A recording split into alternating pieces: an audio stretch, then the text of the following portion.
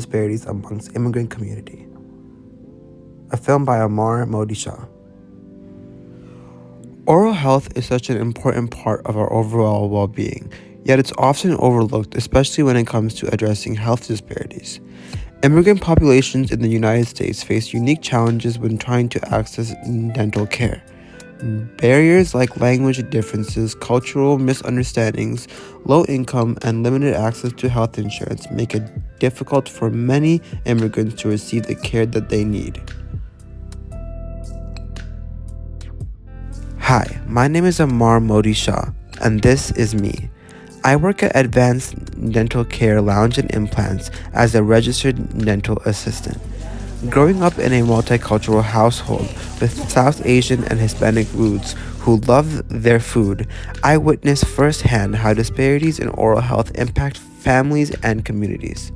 My passion for healthcare stems from these experiences, driving me to advocate for equitable access to oral care.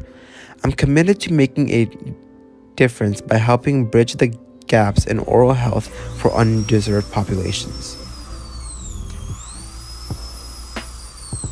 While researching, I discovered that these barriers are not just about inconvenience, they have real long-term impacts. Untreated oral diseases like cavities and gum disease can lead to pain, difficulty eating, and even serious health complications like heart disease and diabetes. They also affect confidence, communication, and a person's ability to fully engage in their community. Growing up listening to my grandmother tell me stories about how oral care was back home made me wonder why they were so afraid of it over here in the US, until I saw videos like these.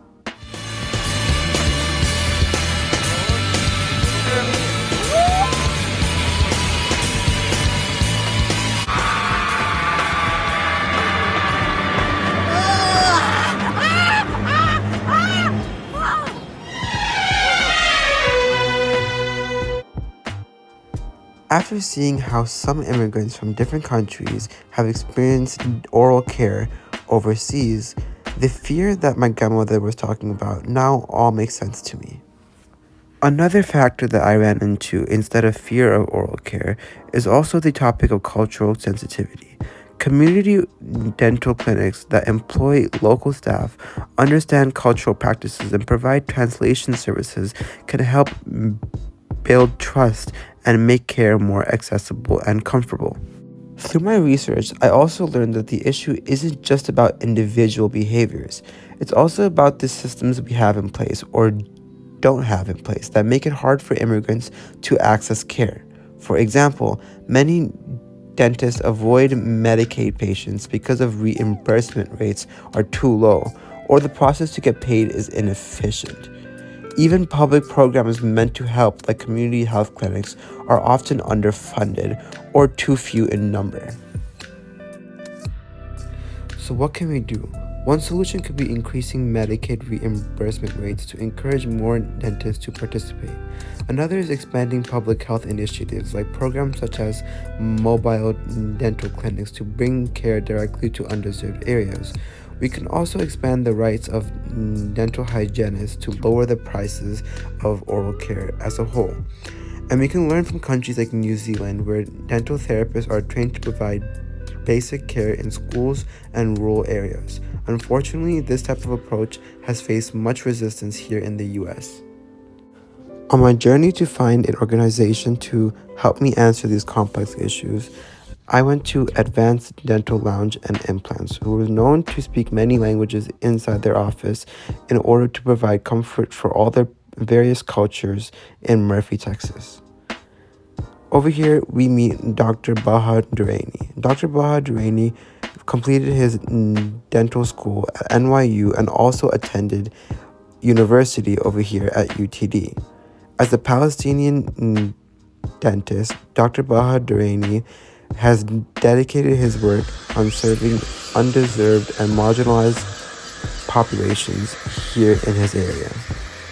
Hi, my name is Dr. Baha Duraini. I am the owner of Advanced Dental Lounge and Implants here in Murphy, Texas. As a Palestinian dentist, how has your experiences and perspective changed your views on oral health disparities, especially within the immigrant population? Um, Growing up as a minority myself, as a kid, we weren't really, oral health wasn't one of our main things that we worried about as, you know, people growing up in a less than fortunate situation. We only went to the dentist probably when we had pain. Nothing really, we didn't understand routine healthcare, oral healthcare. So it's kind of one of those things. As I was growing up and I started going to college, I started doing a lot of research about it, and I thought I need to go into the dental field so I can help people that grew up in my situation. Can you share any personal experiences where you have witnessed these disparities firsthand as a practicing dental professional? What I've noticed is most minorities or immigrants per se don't necessarily put a value into oral health care, and it's no fault of theirs. It's more of a kind of the upbringing. Part of it was lack of education on the need for good oral health. Um, as I got older and started kind of looking into it more, I've noticed there's a huge gap um, in minorities and immigrants when it comes to oral health care. Have a lot of patients that are from all walks of life, and um, people that grew up in different parts of the world, and they live here in the States now. Um, they don't understand the value of oral health care, and I've made it my mission to educate people on the importance of oral health.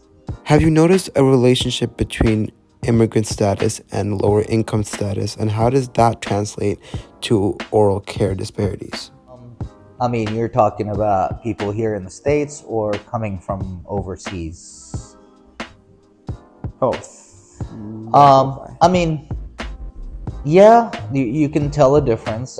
People who have been going to the dentist on a regular basis since childhood and that can unfortunately afford dental treatment have gotten better oral education and oral care for their mouth versus people from minority groups or lower income groups. They tend to seek care at a less technologically advanced clinics, in a sense of they just get what's necessary and what's needed at that moment, not not a kind of a continuous care. Also, I've noticed people that come from other countries. Not to say that there aren't good dentists worldwide. There are in different countries. I mean, dental advancements are available in anywhere, but unfortunately, most of these people can't afford the dental care that's provided to them overseas or here. So they tend to either ignore it or seek the most economical way of doing it. And unfortunately, a lot of them are missing teeth because that is a cheaper way to go about fixing their teeth to them. I hate to use the word pandemic, but it is a pandemic in a sense that dental oral health care takes a backseat to overall health. So I made it kind of one of my missions to educate people on it and help them out as much as I can. Before we get into how you do that, can you tell me a little bit about how language and culture are barriers in the healthcare field? Yeah, I mean, cultural differences make a big difference. I mean, it depends on their upbringing, depends on their socioeconomic status, where they came from. Most of these patients that have immigrated from overseas have basically come from humble backgrounds. There was really not a big emphasis on oral health care. So it definitely does affect the way they look at things. Linguistic, I mean, I noticed that a lot of these patients that speak a certain language seek a dentist that speaks their language for ease of understanding. I myself speak Arabic, and I do have a lot of Arabic speaking patients because they seek somebody that speaks that language for them to understand better, since English is most probably a second language for them, or they barely speak it. So it definitely affected, because finding a dentist that speaks your language is not as easy as finding somebody who speaks English here. Do you think immigrant populations are more likely to distrust dental offices here in the US? And how does this affect the relationship between you and the patient? I don't know if I would say distrust is the thing, because there's a lack of understanding of the oral health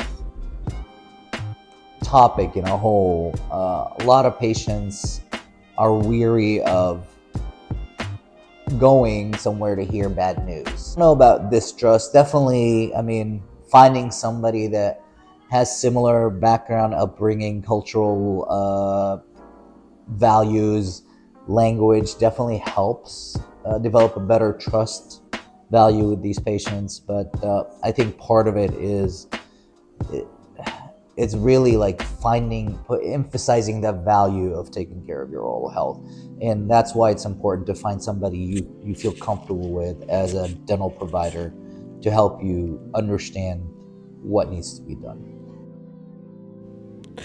How do you think dental providers can go about becoming more culturally sensitive to these communities? And what type of outreach programs are you involved with in the oral field? So there are a lot of programs out there, outreach programs, that are focused on kind of educating patients on better oral care. There are a lot here in the DFW area that I've been involved in before. A shelter for people that are in need that I've been to a few times, where we would set up shop in that shelter and do, basic checkups, cleanings, extractions, get people out of pain, provide them with toothbrush, toothpaste, teach them how to use them. There are other programs that are involved with children. There's like mobile dental clinics that go from place to place. The best way to find out about this is either reach out to your local community, look online. There's a lot of them out there, but the best way, honestly, I think every dentist should be involved in their community that they're part of, in educating, getting involved with programs.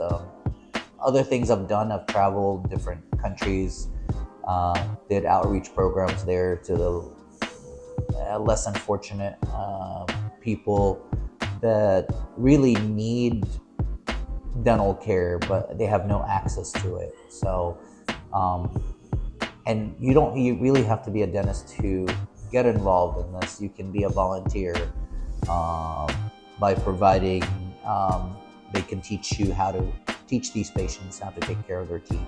So there's a lot out there for people who want to get involved, but I believe every dentist should get involved, at least in the community they're part of. Now I want to look to the future, and how do you think dental care providers can go around becoming more culturally competent and addressing these disparities that you mentioned before in this interview? You're talking about the dentists? Yes. Okay. I mean, you have to be self-motivated to do that as a dentist. What I'd like to see the future of dentistry is to be more accessible to everyone. Unfortunately, and how do you think insurance plays a factor in that? The dental insurance world is a little bit behind when it comes to providing the proper care for these patients. So There are a lot of talks and movement right now in where they're trying to integrate medical and dental insurance together. And I'm hoping to see that come to fruition, because this will basically open up the doors to a lot more people to be able to afford dental care. Unfortunately, the cost in dentistry is expensive for both the provider and the patients. But I'm hoping to see a more affordable way for both providers and patients in order to be able to provide better and more dental care to a lot of people. I mean, from the last time I read something about this was a couple years ago, where I think there's like 80% of Americans haven't visited a dentist in over 5 years.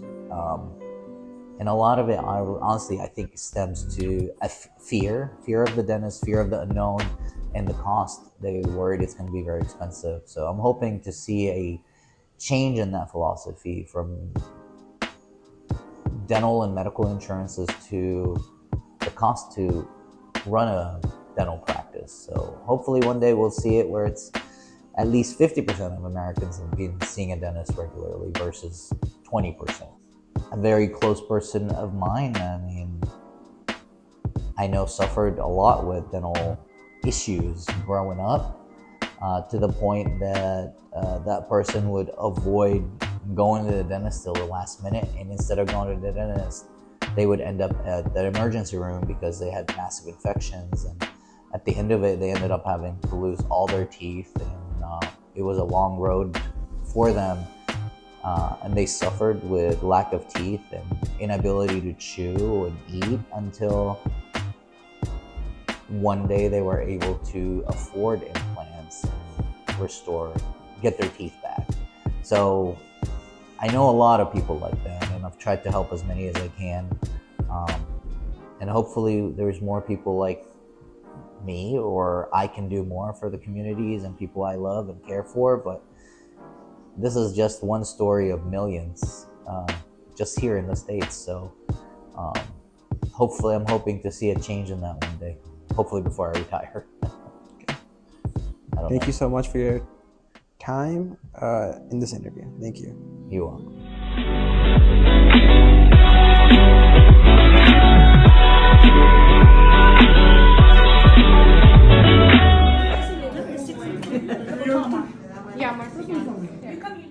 Okay, my name is Mario Ramirez. I'm from Monterrey, Mexico. I came to the United States, to Texas in about 15 years ago to better myself, get better work, and make more money, but I'm doing good now.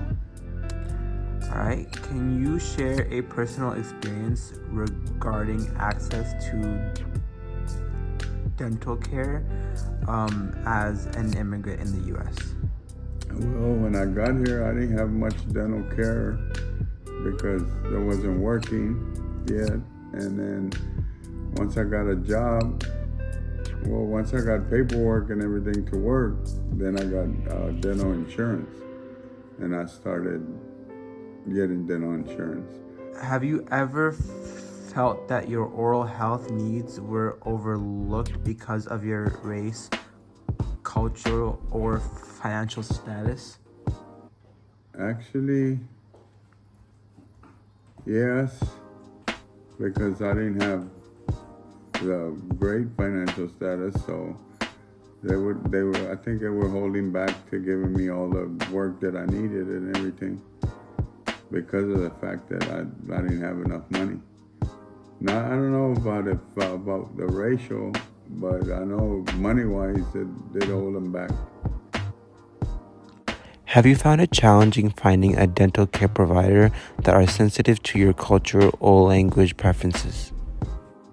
Well, actually I have, because I couldn't find the right help, the right work that I needed done and everything that they would just offer to do it. They would tell me how much, and I said, well, I can't get that done yet because I can't afford it. I don't know if it was because of my heritage or what, but I couldn't get it done. How does your own culture's views on oral health affect your views on oral health, and how did that translate once you came to America?